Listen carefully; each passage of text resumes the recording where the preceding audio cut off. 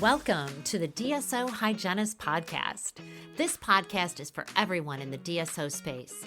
Whether you're a hygienist, dentist, assistant, or leader, we're here to bring you expert insights, real-world strategies, and conversations to help you thrive. I'm your host, Christine Deal, and together we'll explore how to elevate patient care, grow professionally, and navigate the ever-evolving world of DSOs. Let's get started. Dr. Jessica Lederhausen is a Swedish-trained dentist, public health advocate, entrepreneur, and founder of the Lagom Method, as well as the author of Oral, the Swedish Secret to Full Body Health, Starting in Your Mouth. She brings clarity to the mouth-body connection, empowering people to build lasting health through small, balanced daily habits with a focus on breathing, sleeping, eating, and moving. Her approach is grounded in the belief that true well-being comes from both personal habits and the relationships that support us. Outside of this, Jessica enjoys spending time with her growing family, staying active, and continuing her lifelong love of learning. Buying a dental practice? Here's what no one tells you. It's not just about the numbers. It's about the people. And if you lose them, you lose trust, culture, and production. That's where the DSO team transition comes in. We help you stabilize your staff, align systems, and retain your top talent, so your new practice runs smoothly from day one. Smooth transitions, stronger teams, real results. Visit DSOteamtransition.com and download your free transition checklist today. I'd like to welcome Jessica to the DSO Hygienist Podcast today. Welcome. Thank you, and thank you for having me. Always a pleasure being in your sphere. Well, I'm so excited because I read your book. I love it. So I want to talk a little bit about you, and I want to talk a little bit about the book. So you're a Swedish-trained dentist, and you're living in the U.S., and you've been speaking about the mouth-body connection. So how did you get here? Oh, that's a good question, and a fairly long answer maybe, but moving to the States, to Chicago specifically in the late 90s, when I was working as a dentist in Sweden, I knew I couldn't just pick up and keep going. I had to make a choice to do something else. So it took me a while to get to where I am, but through that pivot I needed to do, I learned so much new. I went to school again and got a master's in public health epidemiology. I think that opened up a lot of my thinking about health, actually, combined with my dental background. Actually, I can back up. When I did move, I was clever enough to bring a research project that I was part of in Sweden with a very interesting group, and they did mobile dental care. They developed the equipment, so it was really mobile, and I did some clinic trials for them. So that I worked on barriers to health. But after I had 4 children, they were young, and after being in a basement, literally, during the days when they were in school, I realized after a few months that this is not working. I need to meet people and need to start my new life, not in my own basement. So that's when I went to school instead. And then from that, I did have some small businesses. So I learned about other things again. And then when my kids were all out, I felt, no, there's time for change again. So I thought, how can I combine all my learnings? And my first career was actually a professional golf player. And I learned a lot from that. And now I combined my things. So I combined every learning part of my careers or life. And it became a coaching idea from that. And then I did coaching and I got involved in TED community, the TEDx. So I founded and started TEDx Chicago. And we were a group of people, of course, but did that for years. And there I met amazing people because I always looked for speakers and ideas. And then eventually I got bold enough to stick to my own idea when I learned about gut microbiome that led me to oral microbiome and the connection to the body. So that's the whole thread of things.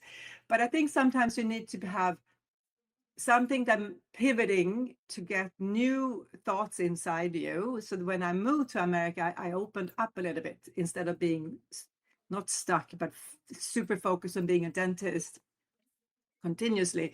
So those different pivots gave me strength to try. So that's led me to the writing a whole book about it. Yeah. So you are a pro golfer, then you are a clinical dentist, and now you're doing this with the microbiome. So how did it start with the mouth? Was it because you were a clinical dentist? Oh, sorry. Yes. When I learned about the gut microbiome, I went to listen to a very interesting speaker, considering asking him to, well, I did ask him to speak at my TED event. But while I was listening to his presentation, he showed a few slides, and one slide was, of course, a torso with no head. And he was talking about, the microbiome or the gut microbiome. And I'm thinking, my God, he forgot the whole face. I mean, it can't just jump in there. It just can't. So I got sort of almost upset, but also inspired. Okay, there is something for me to contribute with here. And this is already 10 years ago. So it wasn't, that common that people talked about oral microbiome. But when I opened that door, of course, I found literature, I found papers. I find things, but it wasn't in the mainstream. And when I looked at my coaching pillars I used to talk around, which were almost, but not truly the four, but breathing, sleeping, eating, and moving, which ended up in the book as my pillars, they were almost those four. And I realized, my God, it all leads to the mouth, how you breathe, when you eat, sleep. So I felt, I was like epiphany, oh my God, this is all in my lap and I didn't see it. So that's how it came up.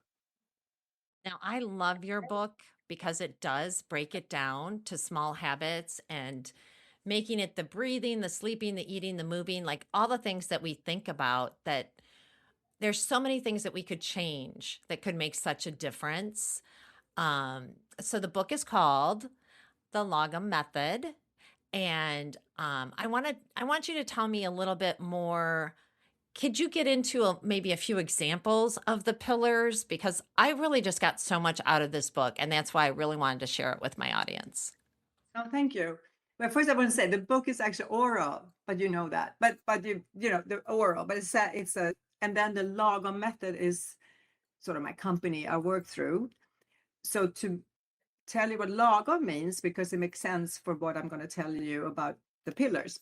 It means not too much or too little, but just right for you, I added. It's a very Swedish thing. So if I would ask my mom on a call now when we hang up, how was the weather today? It's nothing I would ask her, but let's say ask. And she would say it was lagom, warm outside, which says nothing. But that's how, so it's a way of talking. Every language has some cultural things in it. And this is one. So everybody uses it, but it doesn't really tell you anything, except she was happy that day. It was lagom for her. So anyway, so when I think of my pillars, let's start with breathing. Everything starts with breathing. I think the good example is to try something small. And that's what I learned from the Tiny Habits coaching. I became a certified Tiny Habits coach. So I would say the best advice I have is to close your mouth more than you think. Yes, most people walk around with open mouth, or like I'm now talking, but that's just going to be for a while and then I'm going to be quiet. Or sleeping with open mouth. It's a very small shift, new habit you can try to work towards, and you have a lot of gain from it. So that's one example. Sleeping, I would say broader. I would say take your sleep seriously. It is fantastic healing mechanism we have as a tool for living. And when I go to bed, typically like at 10, I feel, oh, already bedtime, days are flying by. I want to use my time better. But the best thing you can do is to sleep. So there are a lot of devices and advice what good sleep is, but I'm more into helping people actually accept and give themselves permission to sleep. It's okay to get your 7-8 hours in. It's not shameful to sleep. And there's a lot of whys, and I don't have to go into that now, but that's my smaller, very effective tips to give. When it comes to eating, I typically always say stop snacking because it interrupts the oral microbiome.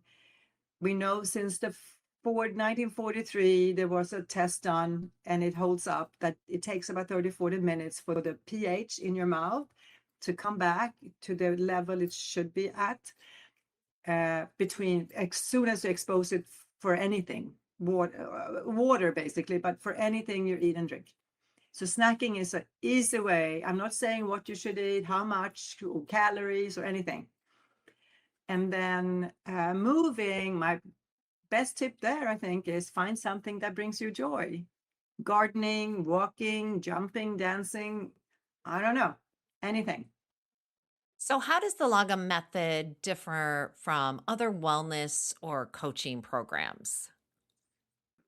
That's how, I mean, I think this is from my view. I think the biggest difference is that I'm trying to make small shifts and more of them, not just one little thing. And you can do more shifts at the one time than rather to say, which a lot of coaching is, you have to do this one thing. I'm more of a what's your needs and where can we find place where you can become a better you or feel better or healthier or whatever it is. I'm sure others do this too, but I don't see it that often. But what you see in here are these more super duper things. You have to run a marathon, or instead of me going out jogging for 20 minutes. And I think that's where I meet people in a different way. So there are those who wants the big shebang. I usually say the difference is I wish to help people to become a runner, as an example. I mean, it doesn't have to be running, but as an example, rather than run a marathon. So that's a big difference. I want people to you become something. You don't just do it and then, well, you could, but then it doesn't last. So, why do you think small habits matter more than those big resolutions? Because we all have Yeah. these big resolutions, and then where does that go? Yes. So I've learned from the best. So I did have a coaching license from one company, and then I found a Tiny Habits method out of Stanford, BJ Fogg and his team. I mean, I think they resonated with me so much. I took the whole course instead of just reading the book and using whatever. So, so it's more about that you pick something you really mean you want to do, not just say because it's cool or trendy or whatever. And you do it so small so you can repeat it without any effort, basically. And you have an anchor, and there's more to it. But what I like about the method I'm trying to live up to, the standards of, is to make it small enough, something you enjoy, and something that can be done even on a rainy day. And then you start there and you do whatever it is, 1 push-up, 3 push-ups, and you feel good. You pat your back on your back, like my golf coach always said, pat your back when you're good. And you move from there. Either you keep doing 3 push-ups every day, which is amazing, or you build on it. I mean, just as long as it feels good. So that, I think, is maybe for most people a smarter way to become the thing they want to become, not just to do. Yeah, I What do you really think? love that because It's I think when you look too big, you don't have time for it. I don't have time to do 25 push ups this morning. but I have time to Yeah, do and it's one. always an excuse.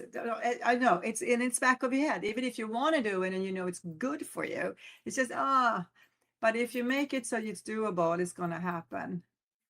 And I like the idea that you bring on a buddy and or make it joyful. So, what do you like? Most dentists and most physicians are still not understanding about oral health. Obviously, I know we're trying to get some synergy between medicine and dental because obviously our mouths are part of our bodies. But what do you think? Where's the misunderstanding, do you think? Well, I think part of the misunderstanding is that we've been well. I had a long when I was a student in grad school, and my husband was also in grad school. We were always studying and discussing things with friends, and some people love the specifics, and I was more the bigger picture back then already in my mind. So I think it's been fantastic what we've done in medicine and dentistry with being super narrow, knowing specifically a part of the trade very well. We are all grateful for those specialists so we can get the treatment we need. Unfortunately, it seems like it's not popular to be more a generalist. I don't think you even get paid as well. While you might be the gatekeeper if you do it well, like more healing and prevention. So I wish we were seeing that as a good thing rather than just somebody who didn't want to do the extra work to become a specialist. If I'm really rude saying that, maybe. But still, there might be something to it. But I also think the functional health that has been a thing for the last 25, 30 years, 40 years, it's taking on very slowly, but it is happening that we try to understand the cause, the root cause of why we are sick. So when I went to school in Sweden in the when did I start? In the 80s, late 80s, early 90s, I felt that we looked at the whole person. So if I had a patient, let's say Joe came in, 24 years old, he had cavities. Of course, even before I saw that, I would ask, so how is work, or do you go to university, or you ask questions. And let's say he said, I go to university, and let's say he just started living by himself or with a friend, and let's say he had 2, 3 cavities. So what's your eating habits? Because now you're studying and you try to work extra to pay for so maybe you're sitting up late and you're snacking all late and into the night. Yes, of course, that's probably the reason. And if he says yes, we can maybe make sure or try to help him not have more cavities by changing that habit. So that's how we were trained, I remember. Maybe it wasn't true, but that's what I remember. So that seems to be less of, I hear today when I even have issues. I don't hear the question or the answer to my question, what can I do not to repeat this? Like my receding gum, but nobody seems to know what's causing it, really. So that's a little frustrating, but that could be more of. If you could change one belief people hold about health, what would that be? So my thought around it would be that we think more healing and preventing than fixing, like drilling and filling, we say in the dentistry world. Because I think what we can do every day for our health is if we do the right things as we know it, we can prevent a lot. But of course, we can't prevent everything. Things happens to everyone at any time. But if we do what we need to do to boost ourselves and do the best, like I learned when I play golf, that's a great example. You cannot control the weather or who is playing against or how the others are playing, but you can control how much you have practiced, how you have prepared with your sleep and eating. And so that's a really good learning. So I think that's how I see and wish for people to have it, but that's my very own personal philosophy, maybe. But that would be a good beginning because we would then ask more questions. And that's part of my book. Idea is that empower people to ask the dentist or the doctor but questions about their health. What can I do now? Instead of saying, you need this pill, okay, that might be the right thing, but how can I add or change or do something to add value in this scenario? That's what I wish would be more of. And I think like what you're talking is all about prevention, which hygienists, we are prevention specialists and we want to prevent you from getting more cavities. And I love that that is your take on this as well. What can I do to make my health better? If anyone is listening and they'd like to improve their health right now, this week, what is one small thing they could do? Well, I always think, you know what? Close your mouth. It's the biggest, best thing. Seriously, not only my husband would be happy if I just closed my mouth, but I think truly to get your saliva do its work, we interrupt the whole cleaning system we have built in, which I mean, it's much more to it, but that's the short version. So I think that would be great. In my research, I found a book, and now I forget his name, but there was a book written in the mid-late 1800s about closing your mouth from a person who, oh, I wish I remember his name, but he meant to go and paint the Native American people, a group, I don't know where, but it doesn't really matter. The point is, when he did that, he saw how the women closed the baby's mouth when they were sleeping. And from that, he learned a lot. And he wrote back then a book about closing your mouth for health. And I didn't know the book existed until I wrote my own book and looked for research. So, for our listeners today, your assignment is to close your mouth.